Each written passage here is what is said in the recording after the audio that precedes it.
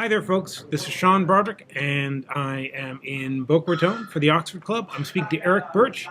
He works for CanGold, a great new explorer developer. They're in Mexico. They have very interesting property. They're still signing the deal for it. That's how new they are. And however, they have great management that will be quite familiar to my subscribers. And that is the management from Great Panther.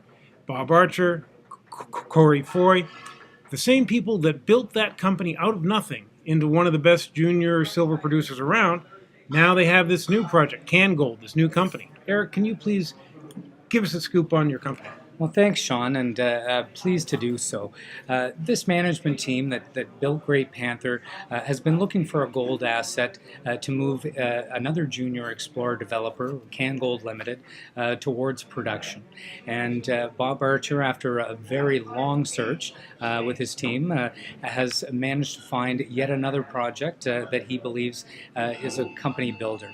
And so recently we announced a letter of intent to acquire a project from Vista Gold, the Guadalupe de los Reyes project, and it's a gold-dominant project in Mexico, about 200 kilometers north of Mazatlan, and it has a resource on it and a preliminary economic assessment that was completed last year in March by Vista Gold, and they were not in a position to advance this project in the current market, and we're looking to sell it. And Bob Archer and our team here at CanGold were very excited to acquire it. And now, this thing where Vista Gold has to sell the property, this is the kind of thing that I've been talking about for a while. Eventually, the market would get to the point where some juniors would just squeeze so much. They had these great projects, but they ran out of money.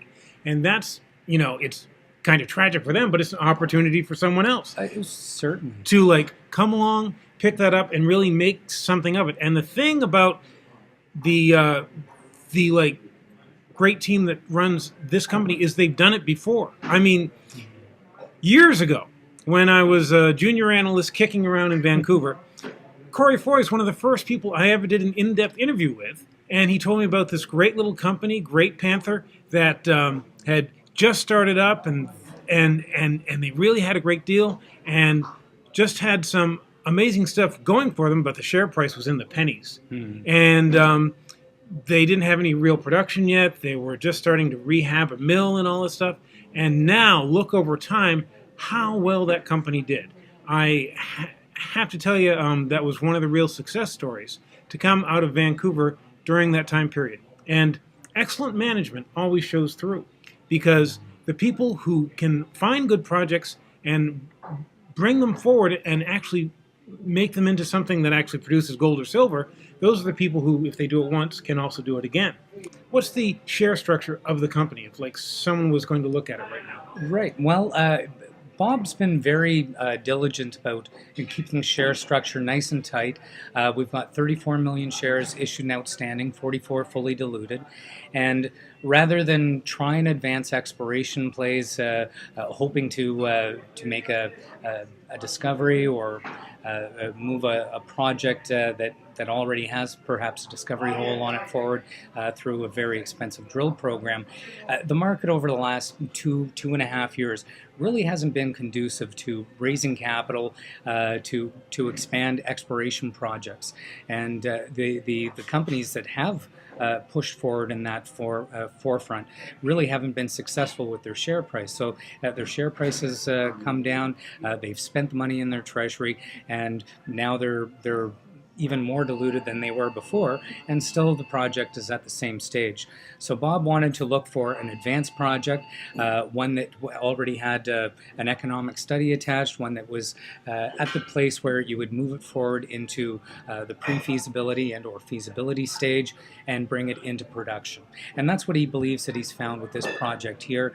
We're excited to finalize that formal agreement in the very near term here, and then get our people on the ground to do some additional mapping, sampling, review the drill core. We're looking at a project that has about 380,000 ounces gold in the indicated category, along with 6.3 million ounces of silver, and some very high grades too. Those grades average 1.73 grams per ton gold and 28 grams per ton silver. So very respectable grades for an indicated category resource. And then in the inferred category, there's another 155,000 ounces gold and another 3.6 million ounces of silver. So it's quite a substantial project. There's over 420 drill holes in it, and there's a lot of data to review. But certainly the database is something that our engineers and technical people from Great Panther are looking at right now and are remodeling that database. And so we're really looking for ways to improve that project and perhaps even add production over the 35,000 ounces of gold and 250,000 ounces of silver that Vista envisioned. Now, so we'd like to step that up. Now, Vista had a plan which was an open pit kind of mine, but you guys are underground miners. That's correct. The Guanajuato mine complex, which has over a 400-year history of mining, is comprised of miles and miles of underground tunnels. I've been down in there. They're deep. Yeah. It's an incredible underground infrastructure, and Bob and his team are the stewards of this mine, this historic mining district, and of course they operate a second mine complex as well, the Topia mines, where they're mining from anywhere from 8 to a dozen vein sets at any one time, depending on what's happening on the ground.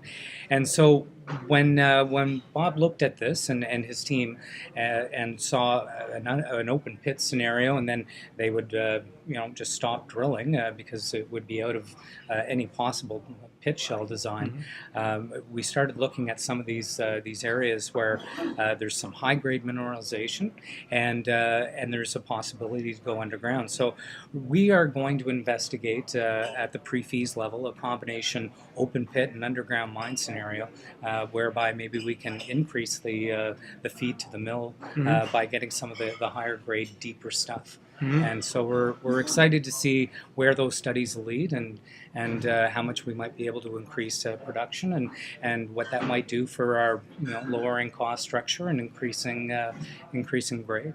Great. Now, this company is extremely small cap and so highly speculative.